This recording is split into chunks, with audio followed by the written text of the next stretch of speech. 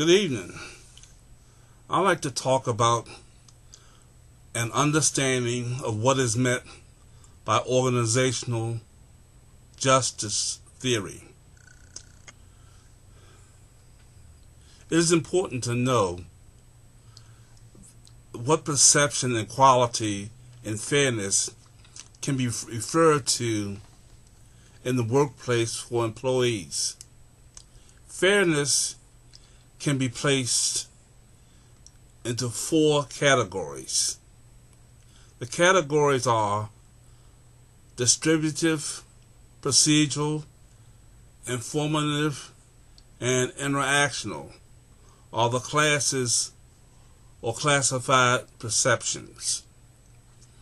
The first of the equality observed is social science. The first of which was observed was social science distributed justice, that looked at people's insight in the fairness of the outcome received. There are times in the workplace where workers might feel captive, similar to those days of the captive men during the Babylonian reign. It might seem the way under some of the bosses of today.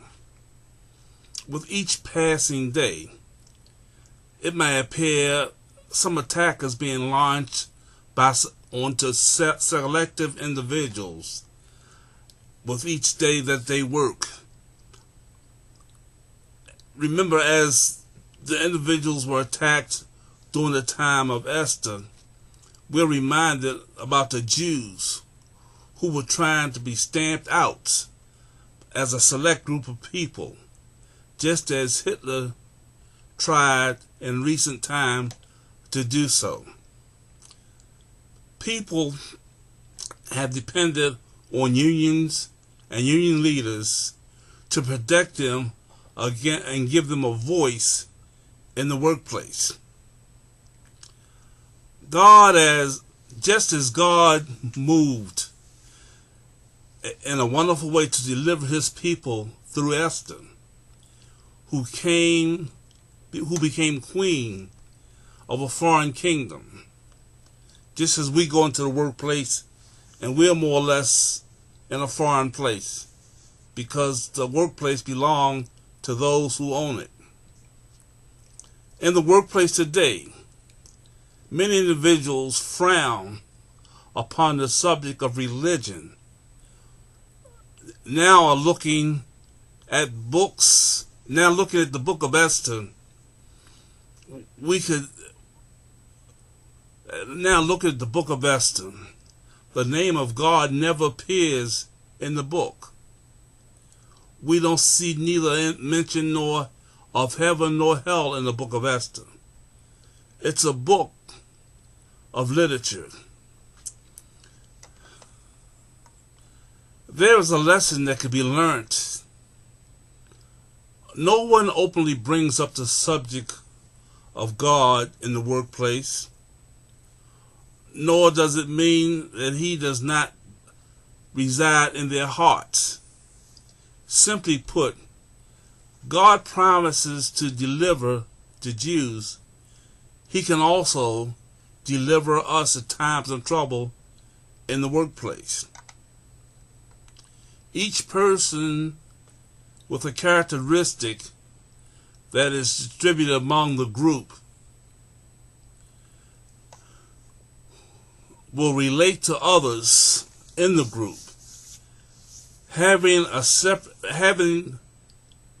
even though they're separate individuals, the collectiveness of their characteristics will aid in the operational working fair and just for all. To avail the destruction which threatens her people, Esther had a special mission. And we at times have special missions or peculiar missions to do God's will. As we read and see the different battles derived in the world today with their commanders, and we notice the dominating philosophies with their masters that governs the art of our education and of controlling religion, and with the high priest and dealing with great reform from our leaders, we seem to falter and fail, but yet we have God there on our side in those times of trouble. Just as Esther was able to aid with the leadership of her people, she had a spirit that enabled her to do God's will. And I quote from Miles.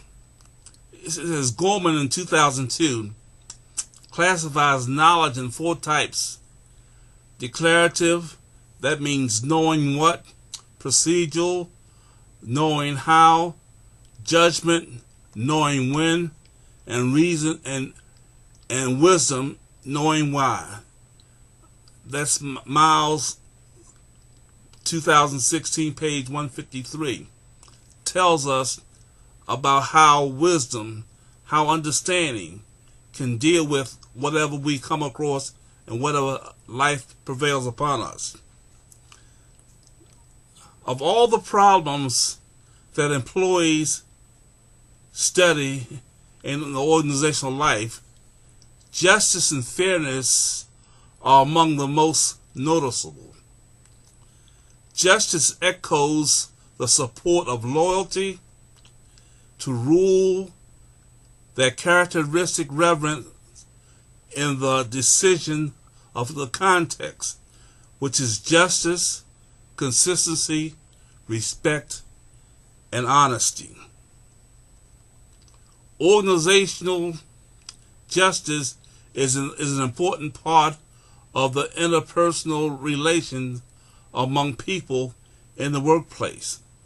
Miles 2016, page 186. There is no mention of religion in the book of Esther.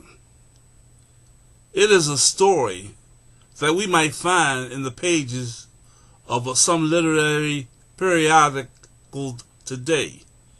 Yet, we can find it here in the Bible in our lives today, what goes on. Some may wonder why in the book of Esther this is so. I'm glad you asked me.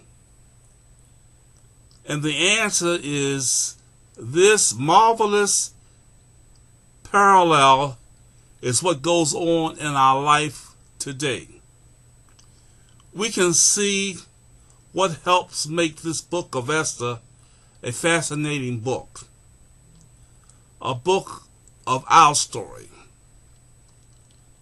As we trace through the actions in the book of Esther, we can see how actually it illustrates by what is happening to us when God works in the human heart. It is important to understand the characteristics of organizational justice, that we understand the distributive, the procedural, the informative, and the interactions of what goes on in our life. These perceptions always refer to the employee's perception of fairness in the workplace. Thank you.